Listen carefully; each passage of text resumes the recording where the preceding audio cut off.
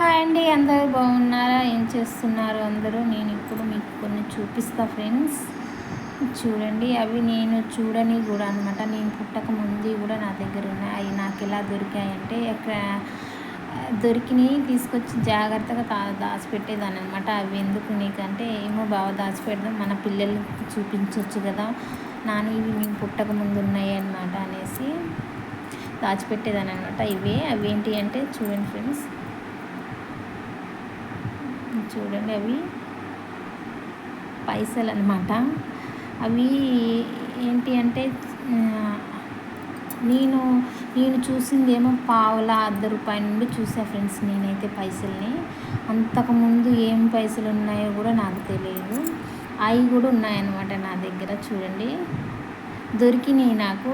ఎక్కడైనా దొరికితే చాలా జాగ్రత్తగా తీసుకొచ్చి దాచిపెట్టేదాన్ని అనమాట.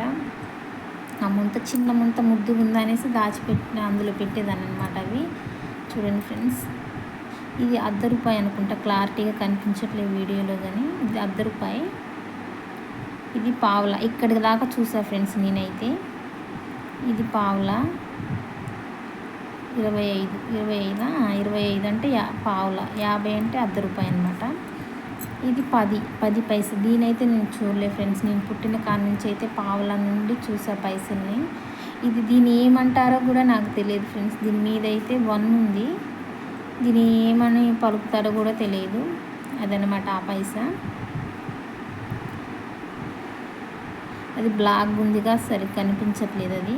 అది పావుల. నేను ఇప్పుడు చూపించేది పావుల అనమాట. 10 పైసలు పావులంటారా, 10 పైసలు అనుకుంటా. అది దీని మీద ఏముందంటే 5 ఉంది ఫ్రెండ్స్. ఇది ₹5 కాయిన్ కూడా కాదు, అది వెనకటిది అనమాట. అది ₹5. ఇప్పుడు ₹5 కాయిన్స్ మనకు తెలుసు కదా ఎలా ఉన్నాయో, కానీ అది ఇప్పటిది కాదనమాట.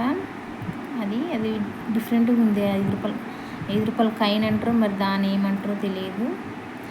చాలా ₹10 కాయిన్స్ ఉన్నాయన్నమాట నా దగ్గర. ఇది ఏందో మరి, ఇదేం పైసా ఫ్రెండ్స్. దీని మీద కూడా 1 ఉంది. కాకపోతే ఈ బ్లాక్ ఉన్నాయి కదా, ఈ వీడియోలో కనిపించట్లేదు, కానీ మనం డైరెక్ట్ చూస్తే కనిపిస్తుంది, వీడియోలో కనిపించట్లేదు. ఇది ₹1. ఇవన్నీ ₹1 పైసలు అనమాట.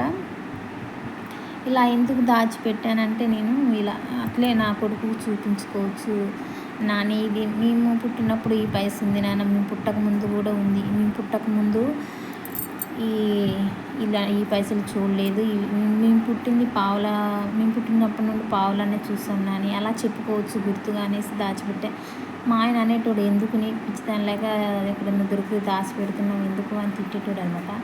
ఆగు బావా, ఏం కాదు, దాచిపెడదాం, గుర్తుగా ఉంటాయి కదా అనేసి. అయితే ఎక్కడన్నా దొరికితే అవి చెల్లవు కదా, పడేసేటోళ్ళు అనమాట ఎవరైనా ఉంటే.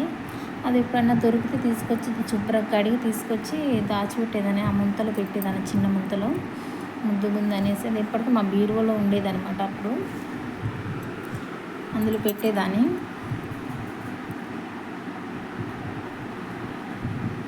బాగుంది కదా ఫ్రెండ్స్, చిన్న ముంత. ఇలా ఒక ₹5 నోటు కూడా ఉందన్నమాట. అదే మా ఆయన నేను పర్సులో పెట్టుకుంటా అనేసి అయితే తీసుకున్నాడు అనమాట. చూడండి ఫ్రెండ్స్, పావులా అనుకుంటా ఇది.